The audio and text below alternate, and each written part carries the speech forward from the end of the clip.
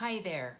A lot has happened this week, but let me just say right from the get-go, I am convinced our president is fine and will be fine. All he has is a case.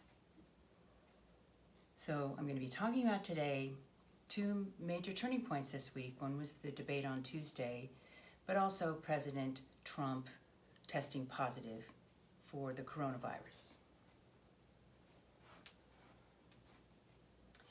He just tested positive. So did a lot of Republicans. They test them all the time. He's at the Walter Reed Hospital, and people think, oh, he's in the hospital. But for the president, it's not like a normal person going to the hospital.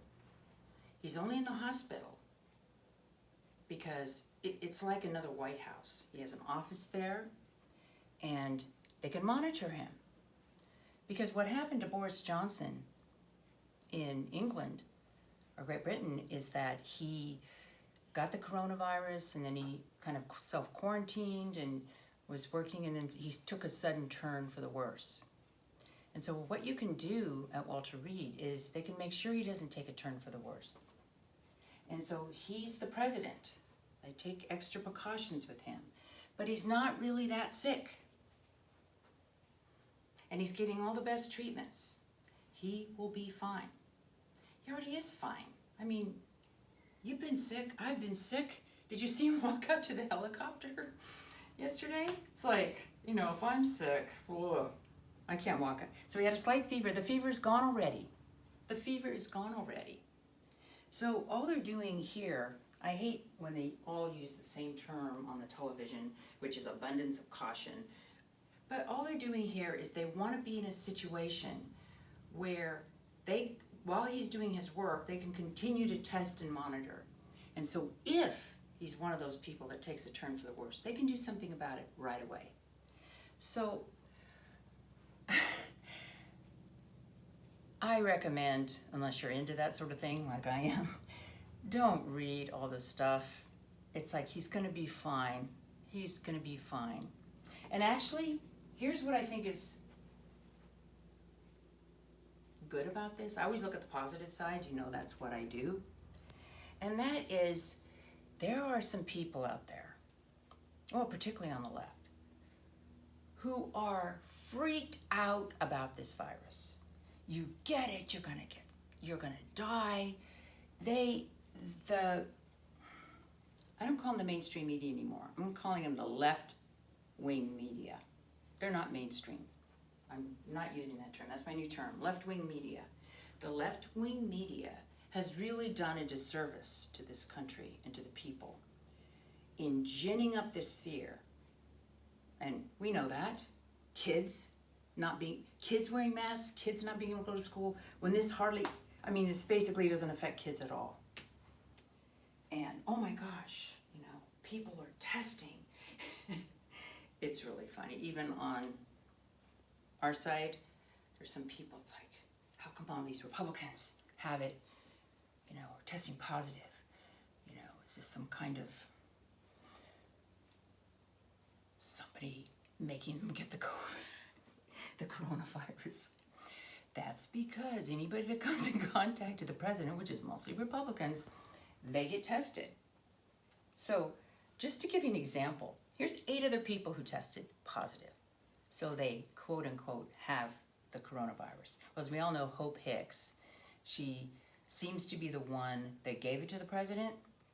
But now Kellyanne Conway, Ronna McDaniel, she's the RNC chairwoman. Bill Stepien, who is the campaign manager. 2 senators, Tom Tillis of North Carolina and Mike Lee of Utah, have tested positive. Chris Christie, because he's been helping with debate prep. And John Jenkins, I think, is the president of Notre Dame. These are all high-profile people. Now, a whole bunch of other people they've tested don't have it. But the point is that in my view, okay, and you're just listening to my view. In my view, you don't really have it until you get really sick. It was like funny on Twitter because they said Melania Trump, who also has been tested positive for COVID, she has a headache and a slight cough. And a bunch of people said, that's me 90% of the time. I mean, just think about a couple years ago or more normal times. It's like someone gets a little bit sick and we go nuts. Now, I understand, because sometimes when people get this, it's very serious. But it appears that it's not as serious now as it was in the past. Now, maybe the virus is mutated, and so it's not as bad as it was. I was talking to my stepson, Robert, yesterday, and he pointed out, or reminded me, that think if you're a virus and you want to succeed, the best way to do it is to be highly transmissible, but don't kill the people. Or don't make them too sick, because if they're too sick, they're out of commission and they're not spreading. So from the point of view of the virus wanting to spread and propagate, although I don't even know if you can think of viruses that way, because they're not really living things, it's bizarre. Okay, but it's in the virus's interest to, over time, become less lethal. Because if you kill your host, well, it doesn't spread. You're not spreading, you're not propagating. So here's what I think this could be good. Because when all these people get better, and when President Trump gets better, although I'll have something to say about that in a minute, people are going to see it's not that bad to get it. Not that bad. But a lot of people get it. Amy Coney Barrett got it. She had it last March. That's why she was tested again. She doesn't have it, because everybody that came in contact with the president was tested again. The point is, this thing is highly, highly transmissible. And if you think wearing a mask, doing social distancing, is going to make you not get it, nah. The left is trying to make it that way. Oh, he didn't wear a mask. Look, there's enough data out on masks, and even before this happened, before it became politicized, that masks are really just to make people feel better. They don't really do that much. Now, you could argue that, but I'm convinced by the research I've done that it doesn't do very much, if at all. Well, I think they're totally useless. I mean, that's my strong opinion, and that's why I never wear them. But anyway, so that's one thing that's positive about this. But another is the outpouring of love for President Trump among his supporters. I was very moved, like Laura Ingraham. She gave a beautiful personal statement, if you will, at the beginning of her show last night. And I know the president was watching, because he has nothing, he's at Walter Reed, so he's watching all the programs. It was really cute because there were people outside of Walter Reed with, Trump signs and hanging out. So the president saw that on Laura's show, and so he asked, he told Mark Meadows, his chief of staff, to go out and give them presidential chocolates. But anyway, just to see the outpouring and the words, and you sure about that? That's one of my commenters and listeners to this video just sent me a comment, saying that, and this is what Laura Ingraham said last night and others have said. I saw a lot of tweets from people that, look, the president has had our back, and so now we'll have his back, and we'll campaign for him because of all he's done for us. I mean, it's very moving, and I thought, well, I'm not worried about it. But then I saw the little statement that he gave, and he was just, I'm sorry, he was just adorable. He's just standing there, and he said, I'm doing the best, I think I'm okay. And I almost started crying. I don't know if you all saw that, but I mean, it's serious because he's our president, but it's really not serious that he has this case. I mean, I just want this to be over with. He's going to have it, he'll get over it, and they're doing a lot of good things to take care of that. Let me just point out, maybe, I don't know if all of you followed it, but you know, I'm very interested in medicine and health. So of course they're putting you on zinc and vitamin D3. Well, we've talked about that here, and those are two things I take a fair amount on. And I don't remember where I saw it, but the vitamin D3 they're giving him is a lot. Because one of the things that's interesting about vitamin D3, I say D3 because there's a D2 form that I don't think is that good, and it used to be in milk. But vitamin D3, which is what your body makes when it goes out in the sun, they're giving him like, what they do is they give like 50,000 IU, don't quote me on this, but it's a huge amount, like twice a week. So they just pump your system full of it. And I saw somewhere, and I couldn't find where I saw it, but that's how much they're giving him. Which, because when they say take vitamin D3, well, if you look at the supplements that you get, you maybe get 2,000 IU, which is, I'm sorry, not enough. Now, they mentioned that they gave him melatonin, and some commentators are saying, well, that's, I guess, to help him sleep. No, no, no. Melatonin helps your immune system. In fact, in June, because I read lifeextension.com, I read their magazine. I've been reading it since 1983 when it first came out. I think it was 1983, but it was a long time ago.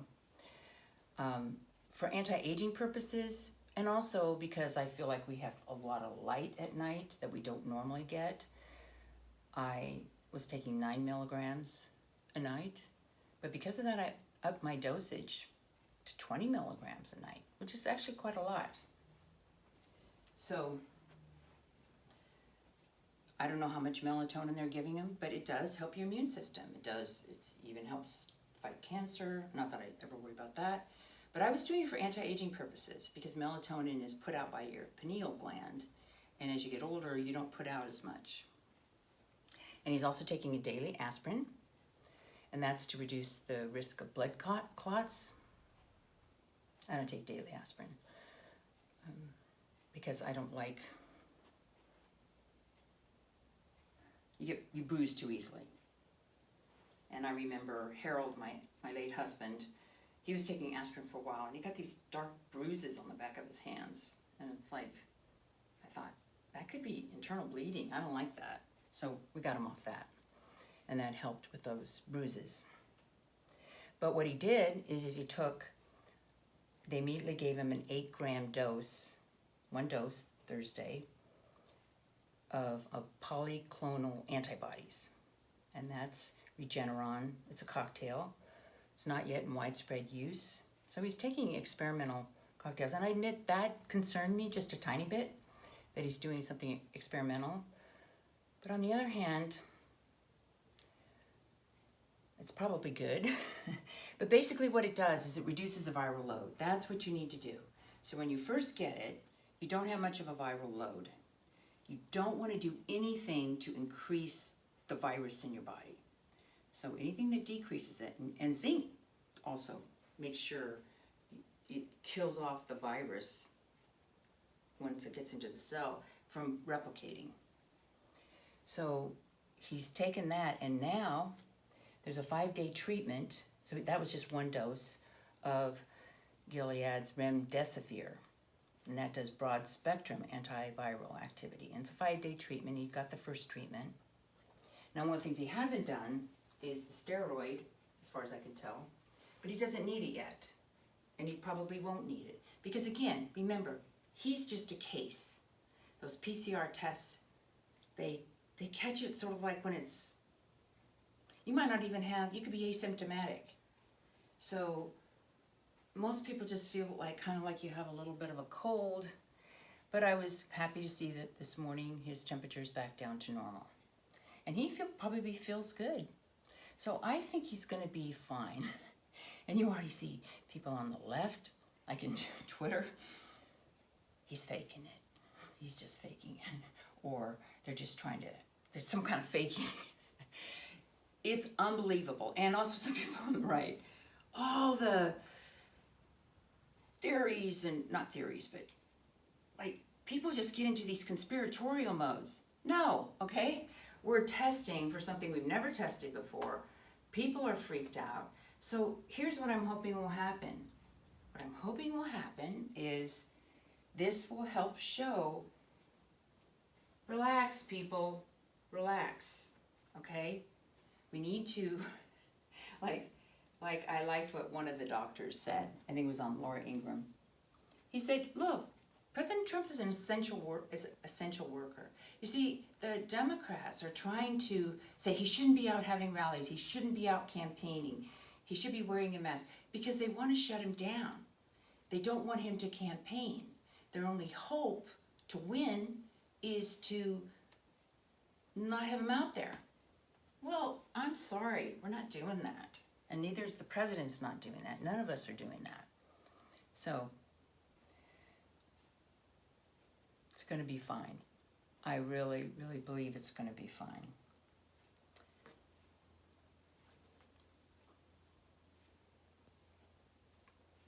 Let's talk about the debate on Tuesday. One of the things I noticed in Twitter and everybody, people were just thinking, okay, because we've seen so many videos of Joe Biden just not having any cognitive capability. I wasn't so sure if that was a good idea, but I didn't expect Joe Biden to appear lucid. And so he did. And Trump came in punching. So when I watched it, I didn't feel good. Now it's very easy. By the way, let me just say up front, I think Trump had a very good strategy, but it wasn't clear at first. He looked angry, he looked almost too harsh, but it was interesting as time went on how people started feeling differently about it. And particularly, he really did hurt Biden. He really did hurt Biden. So Trump had a strategy, and I think he was smarter than all of us. Because what came out, I felt very strange. I shouldn't say strange. Just, it wasn't a clear win. But Trump was really debating two people. Now, Chris Wallace, who was the moderator, and it's even worse if you go back and listen again. He was awful. Just as Trump would try to get Joe Biden to answer a question, he kept cutting him off. He was like there to rescue Joe Biden. And what you see, for those of you who didn't see the debate or whatever, I don't actually think you need to see it if you already know who you're going to vote for. Joe Biden literally was an empty suit. So whatever they gave him and the rest that he had and whatever prep he had, here's where I saw his cognitive difficulty. He had no ability to think on his feet. So when Trump was hammering him, the only thing he could think to do was to call him a clown and to tell him to shut up. Because he couldn't banter back. He couldn't come back. And he basically, I mean, one of the most stunning things, and this is where Trump really got him, was that he, like, packing the Supreme Court. This whole idea of putting like 15 people on the Supreme Court that would, you know, if you were, they wouldn't want to do it if a Republican was in power, but they definitely want to do it if a Democrat's in power. Well, that's what Franklin Delano Roosevelt tried to do, and it was very unpopular then, and it didn't happen. There's nothing in the Constitution that says you couldn't have more judges, but it's just a naked political ploy, and 9 is enough. But they want to pack the Supreme Court with something like 15 so they could put a whole bunch of liberal judges on the Supreme Court. 70%, all polls show like 70% of the American people do not want that. So it's a very popular thing. And Joe Biden refused to say whether he supported that or not. And then he looked right at the camera and said, I don't want to, I should get his quote, but it was outstanding. It was amazing. He just basically said, then that will just become the issue that people will be talking about if I give the answer. But vote for me. It's like, what? What? Answer the question. and he wouldn't denounce BLM. Well, they didn't actually ask him to denounce BLM, which he should, because BLM is responsible for a lot of the writing. It's not just Antifa. But to denounce Antifa, he wouldn't do it. But here's my main takeaway from all of this. And I think that's why it took me a little while to get my head around it, is the left-wing media, and that includes Chris Wallace. They are completely and totally unreliable. More than unreliable, they are completely, totally fake. What's the word I'm looking for? Fake. They lie. They make stuff up. Literally make stuff up. And they push particular stories. So for example, I heard that the New York Times, I think it was. Now, don't quote me on this because I don't remember exactly where I heard it. But they decided that they were not going to be pushing the Russia story. Why?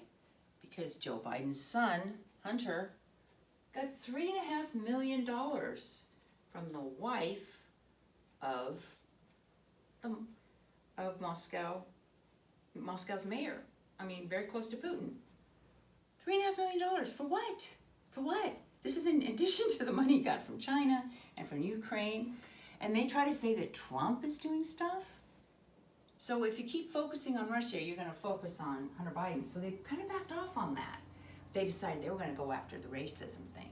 Now here's something, because I had a liberal friend say this to me, something about white racism. I mean, white supremacy. And I'm like, what white supremacy?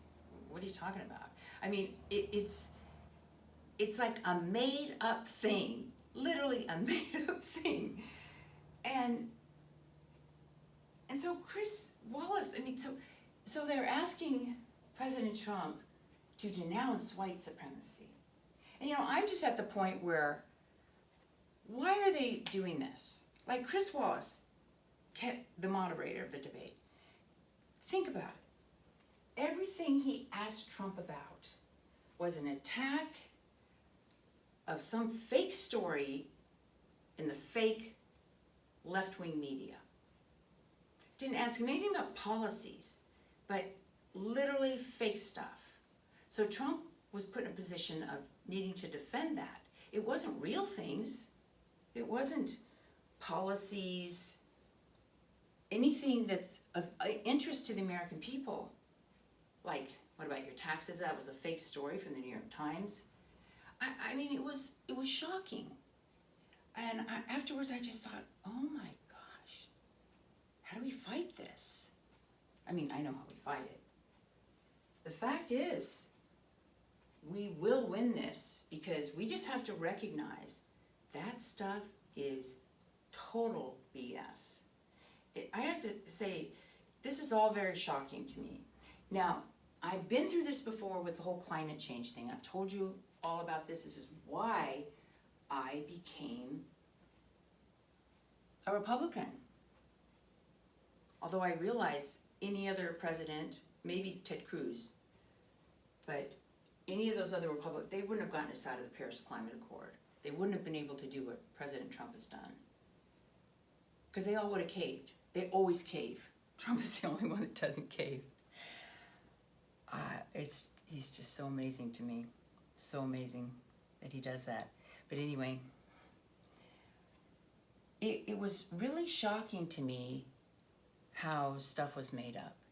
And information was twisted. And most people don't have the confidence or the background to really delve into it. Like these so-called science. But I did. And my late husband did too. We did, and it's still amazing to me that it's still being talked about like it's a real thing. It's amazing to me. Because it's like, when does this stuff end? In 2008, this is when, for example, Judith Curry, who was at Georgia Tech, head of their atmospheric physics, I don't know exactly what her title was, but she was like the top climate person at Georgia Tech. The 2008 Climate Gate emails, when those were uncovered, where they literally were talking back and forth about how do we get rid of the medieval warm period, because all the data was showing the medieval warm period was much warmer than today. So how can you say that we're getting warmer due to fossil fuel usage? That was in 2000, that was 12 years ago. I'm like, so you have all of these people who understand this is not real, but then there's a whole new crop coming along of kids because we programmed them in school. That's why, that was the reason I didn't like Common Core, because they were teaching it to kids in school. So now I'm glad that all this other stuff about schools are coming into play, because when you see that we're teaching our kids, we are programming our kids to believe certain things on the left. And we need to fix that. We don't need to have all this indoctrination. Let me give you an example. And this is kind of getting back to the debate. But Karlin Borisenko, she talks a lot about critical race theory and things like this. But she did a whole segment in one of her YouTube videos about the American Psychological Association, APA. And you know, President Trump has signed an executive order to get rid of critical race theory in all the federal agencies and if you want to do business with the federal government. So the APA decries administration orders to restrict federal diversity training. See, they call it diversity training. But here's the thing. Always be suspicious when an organization states certain things, because that doesn't necessarily mean that all psychologists believe this. Maybe they do, but that doesn't mean that. Because remember, and I used to see this in the scientific organizations, even scientific magazines, the editorial boards, it's the activists, the kind of really almost the non-scientists, they kind of are not doing science anymore, the activists that get to the top of these organizations, and then they decide for everybody else. So it doesn't mean that the rank and file psychology people believe this, but you would think. So I thought, wow, it's happening on this. So let me point out, what is critical race theory? And this is important because Chris Wallace, during the debate, actually asked President Trump, why is he against racial sensitivity training? Which sounds very benign, right? That's not what that's not what President Trump did. Now, unfortunately, and that wasn't even on the list, because they had a list of topics that were going to be discussed. That wasn't really on the list.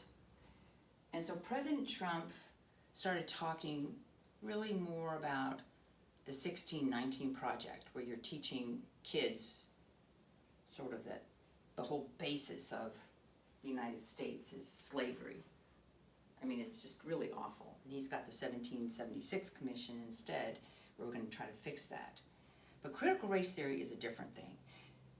They get in there, and you basically apologize for your whiteness, and say I mean, it's like an indoctrination camp. I think President Trump is going to get a lot of votes just on that alone. I mean, can you imagine where you have to write about how you've wronged people, whatever, and you're doing this on taxpayer money besides? And so companies, it's just disgusting, okay? But I like this one tweet. Benjamin Boyce, I don't know, just some random person on Twitter.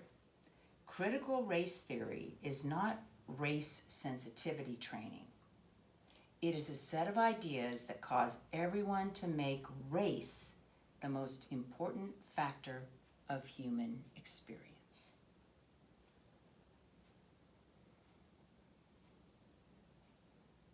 That's who you are. You're defined by your race. And they actually say that, like, if you're black or whatever, you can't be racist. But if you're white, you're racist. And so, I mean, President Trump wasn't completely off. I mean, some of this stuff talks about what is whiteness, white culture. It's really Western culture. But obviously, Western culture, anybody, I mean, why would you, we want a colorblind society. We want a colorblind society. We want to be judging people that way. It's about our values. So it's very, very important. And I love that President Trump has just, when he found out about it, we're going to put a stop to it.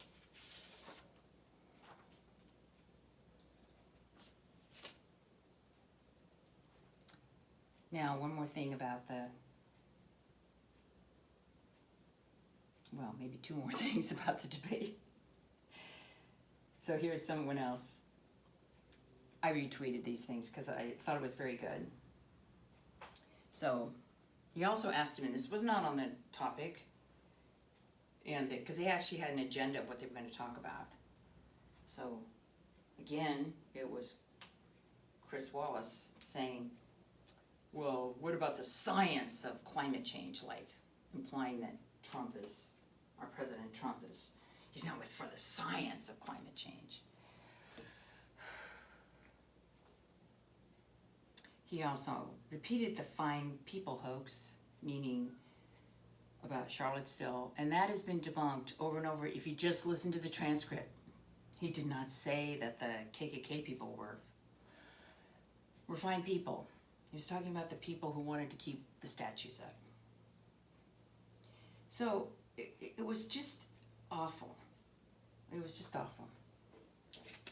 But here's what I like. So Trump actually came off pretty harsh. Some people said, well, he should have just let Biden talk. Because if you just let Biden talk, then you'll see that he can't keep his thoughts together. But Biden was just saying so much stuff, and Trump was needling him. And it did.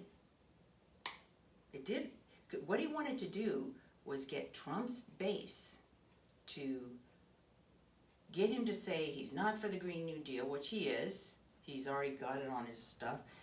And he's not really for defunding the police. In other words, anything you can do to break up his base. That's what Trump was doing, and Trump succeeded. Because there's just not a lot of enthusiasm for Biden. Not a lot in his base. Now, my own thought about Biden is, oh my gosh, people, it's not Biden who will be president. That guy will not last long. His cognitive capability is, once you start going downhill in that way, it happens pretty fast. So maybe at best he can last a year. But it's Kamala Harris. And this woman is awful on so many levels. And you notice she is not getting interviewed, which actually is a pretty good strategy because, you know, she looks good if you just look at her.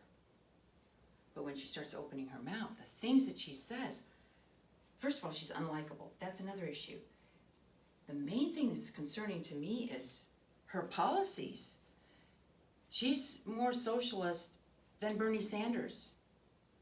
So if you are voting, you think for a Democrat, you are voting for a completely socialist program. And, well, I don't even want to think about what happened to our country if she got in. But here's a tweet I liked after the debate. Somebody tweeted, "Last night, Trump reminded me why I didn't vote for him in 2016. Meaning Trump style. Last night, Biden and the media reminded me why I will vote for Trump in 2020.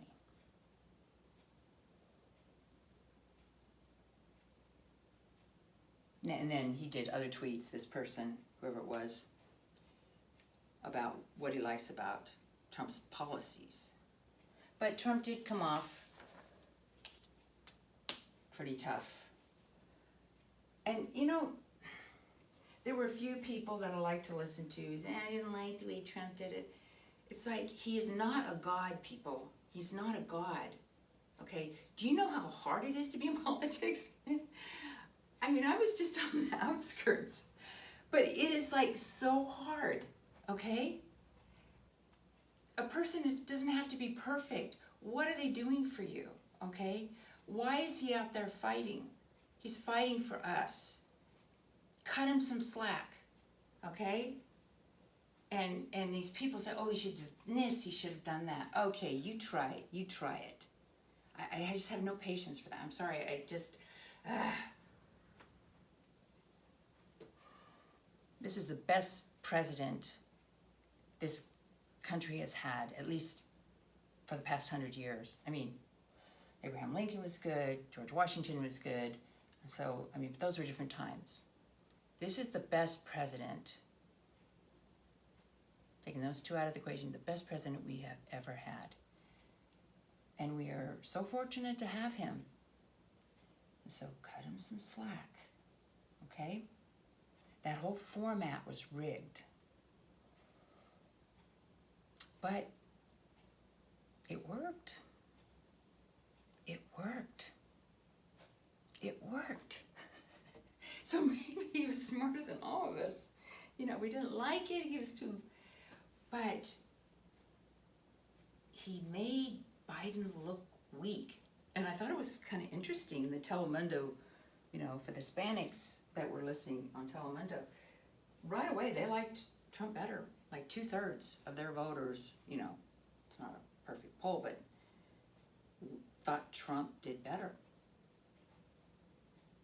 Biden looked completely weak, but if you watch it carefully, and people said if you watch it the second time, which means I guess you get your sort of disappointment out of the way. You get your disappointment out of the way about, you know, a blowout, thinking, you know, Biden's just going to collapse and start drooling or whatever. You get your disappointment away about that, and then you go back and you listen, and you listen again. You will see that Trump did very well. He did very well. And let me say one more thing about this whole critical race theory thing. And again, this is like so important that we have a president that is stopping a lot of this. And I wrote this to Jeannie Shima. Hi, Jeannie, also known as Paisley Plaid. And she always comments. She's been a long-time listener to these videos. And in my answer to her, and you know, we were talking about Georgia H's walkaway video that I talked about last week. And one of the reasons I like that, and it was so worth listening for those of you who listened, is that this young woman had a lot of good psychological insights, in addition to what she talked about in terms of the whole education system and being on the inside and what all this training, kind of critical race theory type stuff. But I liked what she said here. She said the current woke crowd has no real stated goal in mind. You see, with Martin Luther King, he had a goal. One day my children will not be judged by the color of their skin, but the content of their character. That's a goal. And she crystallized something for me, because I've had the same thought about the environmental movement. I used to be very much into the environmental movement when the air was dirtier, much smoggier, and we had problems, you know, dirty water. We fixed that, people. We fixed that. We have very little smog now. I mean, the air is really clean compared to what it was, say, in the 1940s.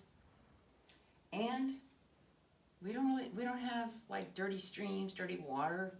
We don't have all that pollution that we have. And we know we have to keep it up. But what have all the environmental, they've gone crazy now. Now it's all about, let's remove CO2, which is plant food, people. We need more CO2, not less. You say that again, we need more CO2, not less. And I talked about that before, but I won't go into it right now. And then also with the feminist movement. I mean, there were things that really bothered me early on, where certain jobs were closed to women, certain, like a married woman couldn't get her own credit. I mean, there was a lot of stuff like that, like in the 70s, early 70s. I remember now, the National Organization for Women in the 1960s, one of their first cases was if you were a flight attendant and then you got married, you would lose your job. You had to be single. Like, why? But those things are all fixed. A young woman growing up now has access to all kinds of opportunities. They're not shut off. She can do anything if she wants to do it. I mean, for the most part, right? But now it's like weird stuff, okay? And so feminism, it's like, we've achieved our goals. We don't need to do it anymore. Stop, okay? Let's stop. Too much. So she pointed that out. Like, what is institutional racism? When do you decide that we don't have institutional racism? They just want to tear apart our system. That's really what it is. They want to tear apart our system. So there's no simple goal. They're using these terms of race, but it's not about race, because they don't care about the black community. I saw that when they were letting all these black communities get destroyed during the riots. Okay, enough on that. Power went out this week. I was going to talk more about that, but I have a generator. It's Generac, 11 kilowatts. I looked up online. It's a Flex Alert. This was Thursday, 3:30 p.m. The power went out. I don't know why, because I couldn't find it on the map, but my whole neighborhood, the power was out, and I love that I have this generator. But it's like, what? Are we living in a third world country? California, that's a whole nother issue. The management it's by children. It's by people. Let me just give you an example of the difference between someone like a Gavin Newsom, governor of California, and our President Trump. And this was true for Jerry Brown, who was the former governor. And also, I believe, Barack Obama. They get these positions, and my sense is that they're not there to help that state, like California. Like, Gavin Newsom did not become, I don't know his motives, but I can just go by his actions. He did not become governor to make this state work, to make this state, California first, if you will, like America first. He became governor to have a platform. I'm governor, so we're going to lead in green stuff and electric cars and whatever. And we're going to do this and we're going to do that. And not caring about the people, not making this state as good as it can be. So people lose jobs, we're raising taxes. I mean, it's just for them to have a platform so they can implement their crazy ideas. Same with Obama. I mean, imagine being president of the United States, and then you can go on the world stage, you can apologize for the United States, you can say, well, we're going to cut our greenhouse emissions, even though it's going to hurt everybody, but we're going to be a leader in the world, even though China's doing it and India, whatever. Because the U.S. is going to lead the world. I'm the savior of the world. Did he really care about this country?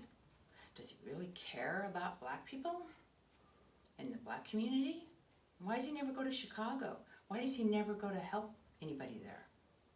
No, he just wants to be in his kind of elite globalist crowd, I guess.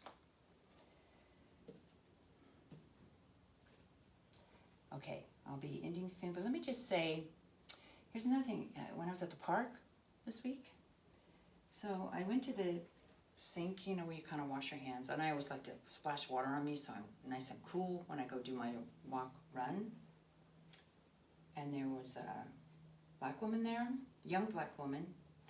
And I knew immediately, I mean, you can tell because she had like the face shield. She was so angry. And she and this white woman,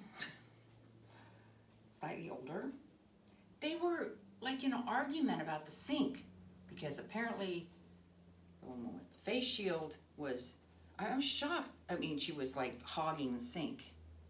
And so they were like arguing. And the white woman said something about racism or whatever. And I thought, I've never seen that before. The left is creating racism, is my view.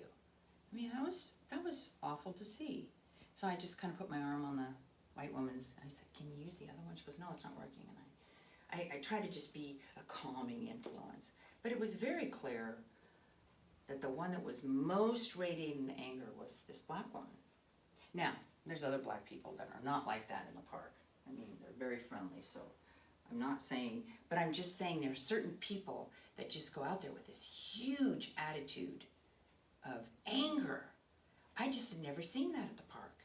And I figured with her face shield that she was a total lefty.